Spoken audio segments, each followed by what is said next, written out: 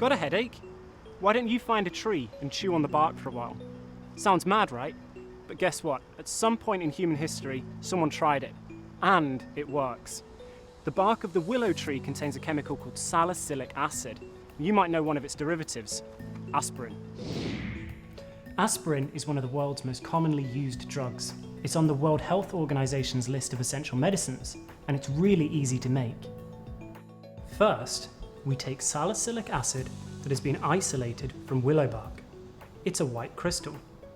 We add to the salicylic acid a small amount of ethanoic anhydride, a colourless liquid, and then a few drops of sulfuric acid to act as a catalyst. We need to heat this reaction in order to force it to happen. But if we heated it in an open container, all of the solvents and liquid reactants could boil away, leaving the dry powders. To stop this happening, we can set our equipment up for a reflux. When we heat a liquid at reflux, we use a condenser, this long piece of glassware, which has a water stream running through an outside chamber to cool down any vapour leaving the reaction flask and condense it back into a liquid.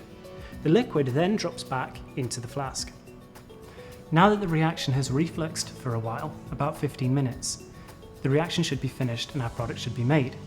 In order to stop it going back in reverse to the starting material, we can quench it by adding ice. Adding ice makes the aspirin product precipitate, and we can see a solid at the bottom of the flask. Now we need to filter our product to get our solid. I'm going to take the mixture in this flask and pour it onto this Buchner funnel. I can connect it up to a vacuum pump, like so, and when I turn it on, it will pull the liquid through and leave our solid on the filter paper.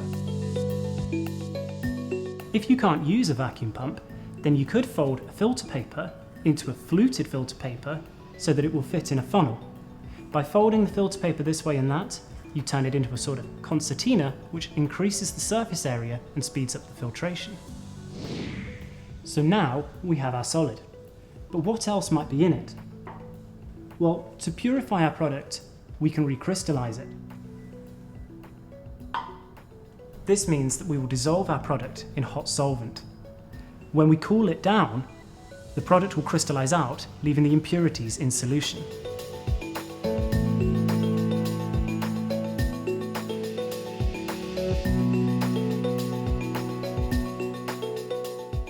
We have used a mixture of ethanol and water to recrystallize our product, and here are our crystals.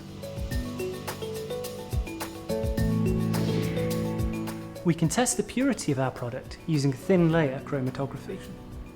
What we're going to do here is place some small spots of our material before and after recrystallizing it onto this sheet. This sheet is foil with silica powder on the front of it.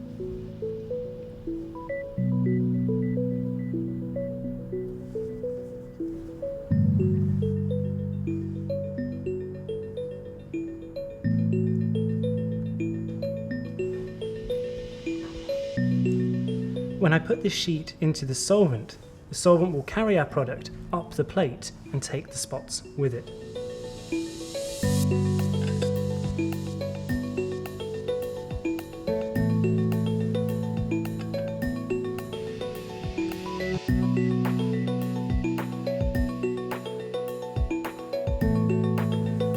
Different molecules will move at different rates based on their polarity.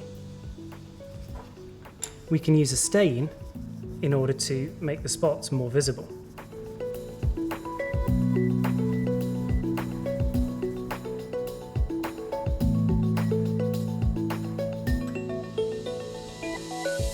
Now that the solvent has dried, I can use a heat gun in order to make the spots really visible.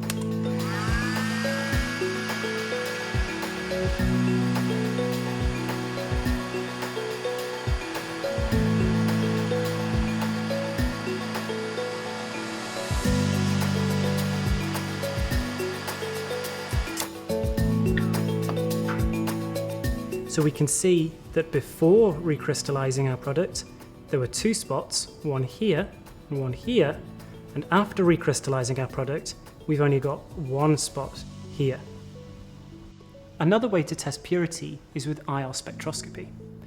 Infrared radiation interacts with the bonds of molecules, so molecules with different functional groups will have different IR spectra. By putting a small amount of our molecule on this plate, we can record its IR spectrum.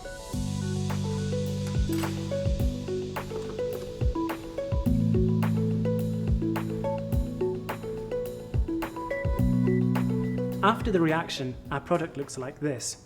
We still have a sharp peak for the carboxylic acid, but there's no broad peak for the alcohol. There is another peak just next to the carboxylic acid peak, and that is from the ester. The positions of the peaks for the carboxylic acid and the ester are close together because they're a really similar functional group. We have esterified salicylic acid into our product, aspirin.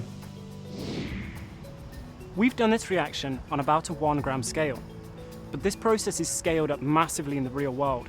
35,000 tons of aspirin are produced each year. The process of making new drugs and scaling up those reactions are both investigated here at the University of Birmingham. So the next time you've got a headache and you've run out of aspirin tablets, you know what to do. Find a willow tree and a chemistry lab.